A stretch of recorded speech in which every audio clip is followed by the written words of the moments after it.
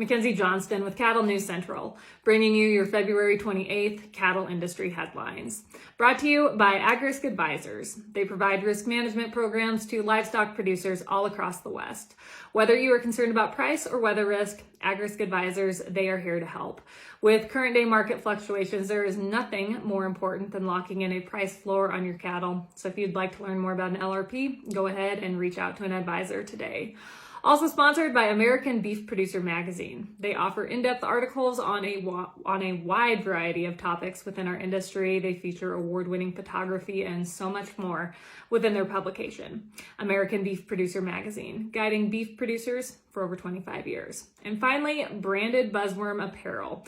They can put your ranch logo or brand on just about anything, from hoodies to hats to engraved mugs, anything, you name it, they can put it on it.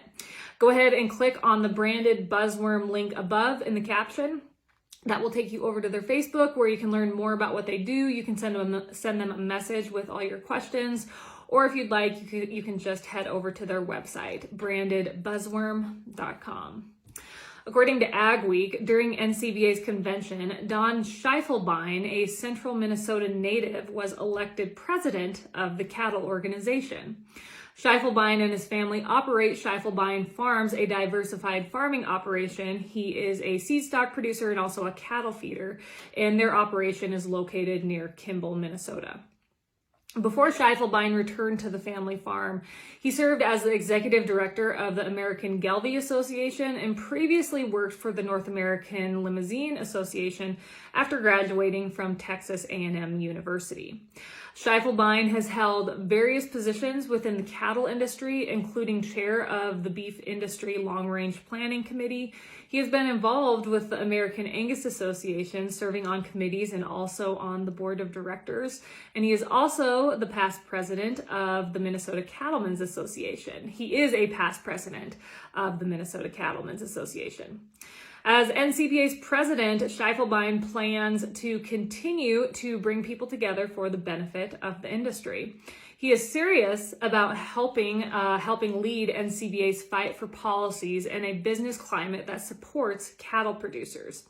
Some priorities that Schiefelbein plans to tackle while he is president over the next year. He plans to ensure NCBA's members' voices are heard as the organization continues to grow. He plans on uniting NCBA's membership and making sure NCBA is at the forefront of issues that impact the cattle industry to protect producers' interests. And finally, he plans to continue the organization's focus on producer profitability and build upon the work in the sustainability space to create opportunities for members and their ability to pass on their operations to the next generation. The rest of the 2022 NCBA officer team are as follows. Todd Wilkinson up in South Dakota, he is now the president-elect of NCBA. Mark Eisel of Wyoming, he is the vice president. Buck Wehrbein of Nebraska, he is chair of NCBA Policy Division. Gene Copenhaver of Virginia, he is policy vice chair. Brad Hastings of Texas, he is chair of the NCBA Federation Division. And Clark Price of North Dakota, he is vice chair of the NCBA Federation Division. Meeting Place has reported that according to an analysis in the Daily Livestock Report, Russia's invasion of Ukraine should have a minimal impact on global meat trade, but volatility in the grain and oil markets will most likely affect U.S. livestock producers. As we all watched last week, oil prices surged and soybeans reached a 10-year high when Russian forces they moved into Ukraine on Thursday. Both Russia and Ukraine are major contributors to global oil and grain trade, as we all know, and they are also major suppliers of fertilizers. High feed and energy costs will negatively impact livestock producers, and in turn, this is bad for U.S. meat protein consumers. But the good news, some good news, Russia is no longer a major buyer of protein in the world market. In 2021, the country was a net exporter of pork after increasing its domestic production by 86% over the last 2 years. Russia still imports beef, but volume is down 67% from 2010, and they mainly import from Belarus and Paraguay. The analysis concluded by identifying inflation as a bigger risk to U.S. domestic and export demand. High-priced proteins such as beef face more downside risk than pork or chicken.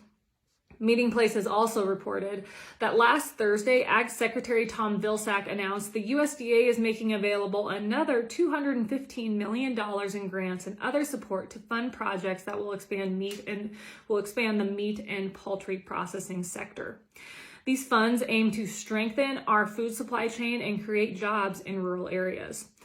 $150 million will be available in grants to fund startup and expansion activities in the meat and poultry processing sector. USDA is offering grants of up to $25 million each to expand processing capacity through construction, expansion or existing facilities, and acquisition of equipment.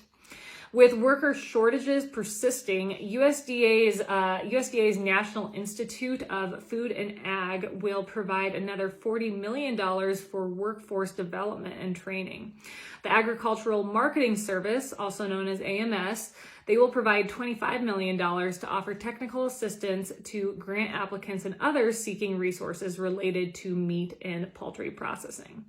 These funds are just the beginning, as the USDA anticipates another $500 million in grants and loans will be rolled out this summer.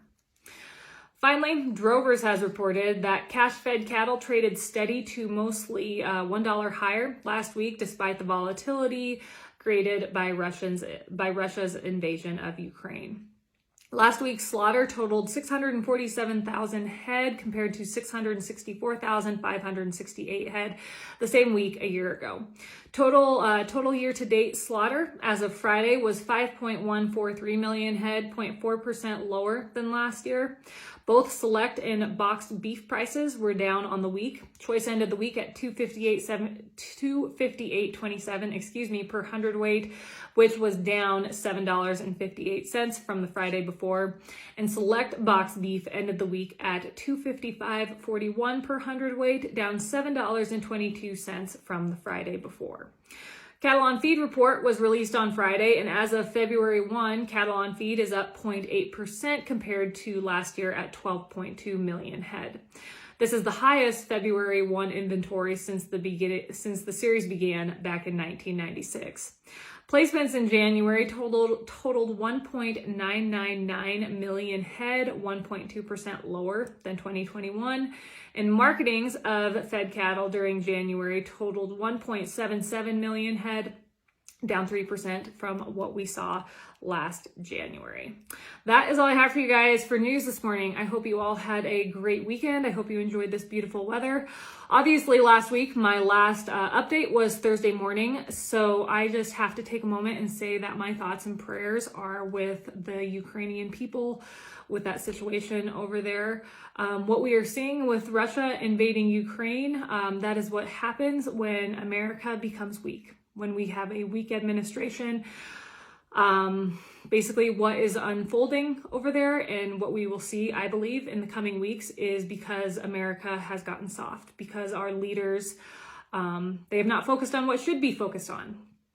And there is no need to point fingers at this point, but I just hope this is a lesson learned going forward. And I hope Biden and other leaders in our world step up to the plate and put some real sanctions on Putin to hopefully slow down his terror. It is unreal what they are doing to Ukraine, the Ukrainian people. They are putting up one heck of a fight, but my gosh, again, my prayers are with them. That is all I have for you guys this morning. You guys have a great Monday. I'll catch you later.